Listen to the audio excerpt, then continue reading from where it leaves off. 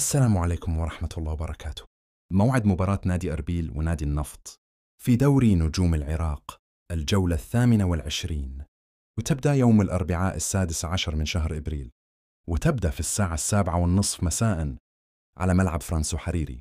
المواجهات المباشرة بين الناديين: نادي أربيل 5 انتصارات، نادي النفط 3 انتصارات، و4 تعادلات بين الناديين. ويقع نادي أربيل في ترتيب دوري نجوم العراق المركز 12 برصيد 35 نقطة، ويقع نادي النفط في ترتيب دوري نجوم العراق في المركز 10 برصيد 37 نقطة.